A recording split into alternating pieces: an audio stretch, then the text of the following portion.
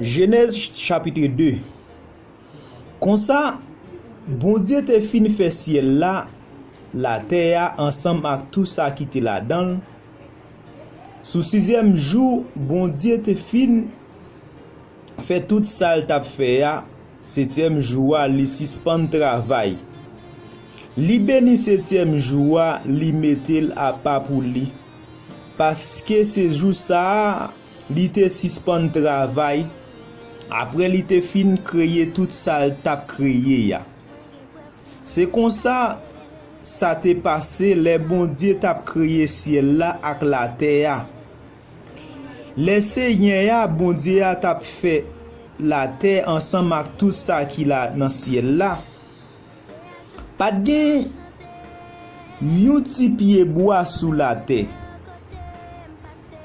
Aucun zèbre pas encore poussé dans jardin parce que bon Dieu pas de voyer la pluie tomber sous terre.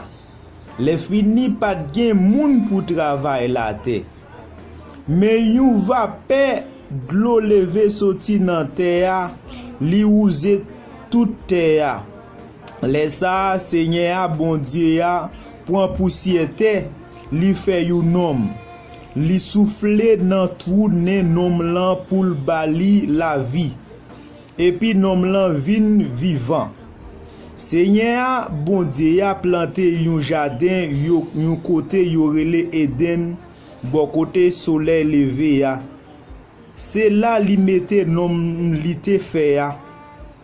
Seigneur bon Dieu a te fait toute qualité pied bois levé dans jardin.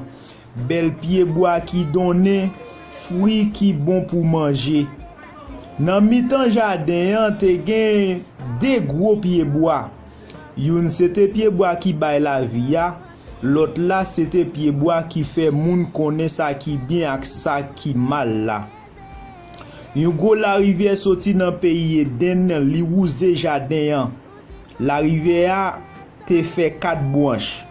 Premier branche là te relé pichon. C'est la rivière ça qui ouze tout pays à villa. Pays côté yo joine en pile l'eau. C'est dans pays ça yo joine pi bon l'eau ensemble avec pied bois gomme arabique ak yon pierre rouge qui coûte cher yo relé onyx. Deuxième la rivière relé Guillon. C'est lui qui ouse tout pays couche là. Troisième la rivière relé Tige. C'est lui qui passe dans pays la Syrie sous bord soleil levé ya. Quatrième la rivière c'est la l'Euphrate. Seigneur bon Dieu a prend nom lan li mettel dans jardin Eden lan pour travail li pour prendre soin. Seigneur bon Dieu a bay nom lan l'autre ça. Ou met manger donne tout pied bois qui dans jardin. Mais piga ou manger donne pied bois qui fait moun connaît ça qui bien ak ça qui mal là. Parce que jour manger le wap mourir. Seigneur bon Dieu a dit encore.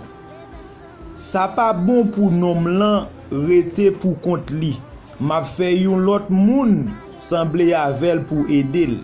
C'est comme ça Seigneur bon Dieu a prend poussière terre, li fait toute qualité animaux qui dans savane ak toute qualité oiseaux k'ap voler dans ciel là. L'el fini, li mene yo bay nom lan pour qui non li ta pral bay yo.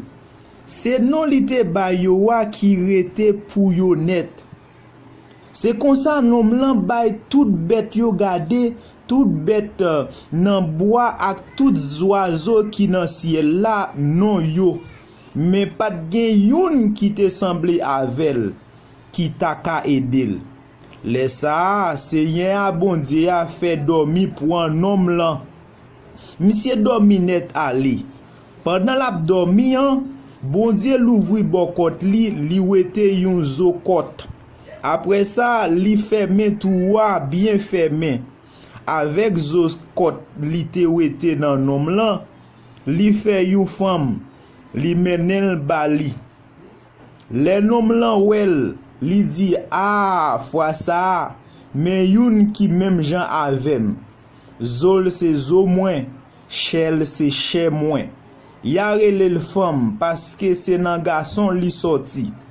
C'est peut-être ça, garçon va quitter papal ak maman pour mettre tête li ensemble ak madame li pour tout de faire yon sel.